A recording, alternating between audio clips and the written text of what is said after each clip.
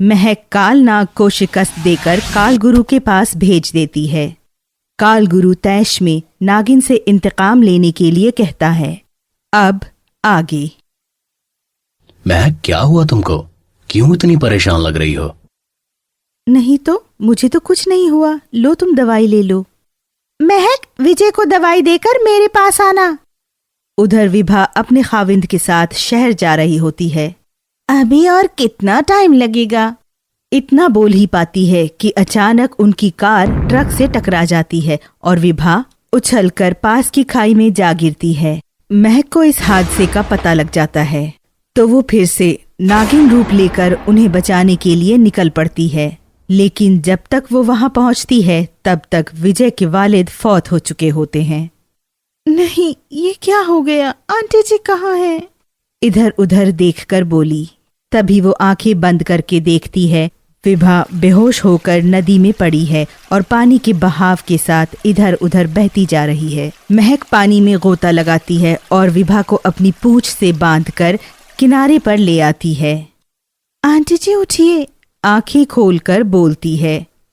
मैं कौन हूँ? तुम कौन हो? कहाँ हूँ मैं? तभी एक लड़की दौड़कर नरगिस के करीब आती है।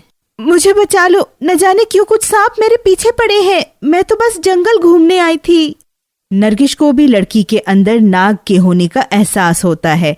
नरगिस लड़की को देखते हुए बोली, कौन हो तुम? यहाँ क्या कर रही हो? मेरा नाम निरूपा है। मैं घर से घूमने आई थी तो सांप मेरा पीछा करने लगे और तब तक सारे सांप वहाँ आ जाते हैं और नरगिस को देखकर ठहर जाते हैं। नरगिस कुछ समझ नहीं पाती, इसीलिए वो अपनी ताकत से सांपों से गुफ्तगू करने लगती है। कौन हो तुम? क्यों पड़े हो इस लड़की के पीछे? कौन है ये लड़की? हे नाग देवी, हम तुम्हारी वजह से ही नाग में तब्दील हुए हैं। नरगिस आंखें बंद करके देखती है कि कुछ लोग उसे छूने से सांप बन रहे हैं और फिर करीब खड़ी निरूपा के बारे में भी सब कुछ जान लेती है। हम तुम्हारी ही शक्ति हैं और तुम में ही समाना चाहते हैं। तुम कहाँ रहती हो?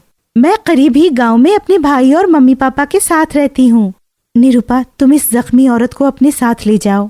मुझे वैसे तो बहुत कुछ बताना है तुम्हें, पर अभी कुछ जरूरी काम है तो मैं बाद में आकर तुम्हें सब कुछ बताती हूँ। और नरगिस विभा को निरूपा के पास छोड़कर चली जाती है। महक की तरफ देखा और बोला, महक, तुम आज मुझे वाकई में परेशान लग रही हो। नहीं, ऐसा कुछ नहीं है। और गुस्से में चाचा चाची की तरफ देखती है। चाचा चाची अपने कमरे में चले जाते हैं। क्या तुमने ही कुछ किया है क्या सुंदर? हाँ, उनका खेल खत्म आज।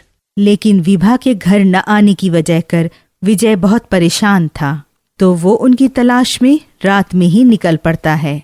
चाची, मैं देख कर आता हूँ, कहाँ रह गए दोनों? मैं भी साथ चलूं विजय? और अकेला ही चला जाता है। लेकिन महक फिर से नागिन बनकर विजय की कार से लिपट जाती है। विजय अचानक ही कार रोक देता है। कौन हो तुम? मेरी ही कार मिली है क्या फौत होने के लिए? फौत तो तुझे होना होगा, तुझे। विजय को कार से खींचता हुआ बोला। विजय उसे धक्का देकर दूर गिरा देता है। लड़का उठकर विजय पर फिर से वार करता है। इस बार विजय उसकी गर्दन पकड़कर गला घोटने ही वाला होता है, लेकिन वो पूरी ताकत लगाता है और विजय के हाथों से फरार हो जाता है और विजय को गिरा देता है। लड़का एक नाग बनने लगता है। ये देखकर विजय खौफजदा होता है, लेकिन जैसे ही वो विजय को डसने वाला होता है, महक नागिन रूप में आकर उसे अपने दांतों के दरमियान पकड़ लेती है। काल नाग, इतना आसान नहीं है नागेश को नरगिस से दूर कर पाना। तुझे क्या लगा मैं तुझे पहचान नहीं पाई? काल नाग नागिन की दांतों के दरमियान से गायब हो जाता है और फिर दूर खड़ा होकर कहता है, नागिन, तू पिछली बार इसलिए बच गई थी कि मुझे तुझको काबू में करना आता नहीं था, लेकिन अब मुझ में वो ताकत है जो तुझे कत्ल करने के लिए काफी है। और नागिन पर अपनी नजरों की ताकत से वार करता है। नागिन वहाँ से हट जाती है। आंखों से निकलती हुई ताकत पत्थर पर लगती है और वो टुकड़े टुकड़े हो जाता है। तू बहुत तेज रफ्तार से दौड़ती है, इसलिए बच गई।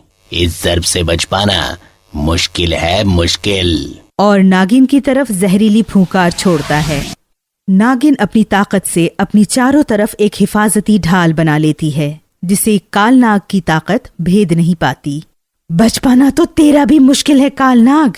और हिफाजती ढाल से होते हुए कालनाग के जिस्म के पार निकल जाती है। कालनाग जख्मी होकर गिर जाता है। नागिन उठकर बोलती है, अब तुझे कोई नहीं बचा सकता। मेरे और नागेश के बीच में आने वाले को मरना ही होगा कालनाग।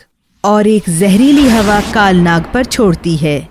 कालनाग को एहसास होने लगा था कि वो अब नागिन के वार से जिंदा नहीं बच पाएगा। सुन नागिन, मैं तो जिंदा नहीं रहूंगा, लेकिन मरते मरते तुझे ऐसी मौत देकर जाऊंगा कि तू हर लम्हा मरेगी। और विजय को अपनी पूंछ में बांधकर आसमान में उड़ता है और फिर गायब हो जाता है। नागिन उसका पीछा तो करती है, लेकिन उसे मालूम नहीं हो पाता कि वो कहाँ चला गया। कहानी जारी रहेगी।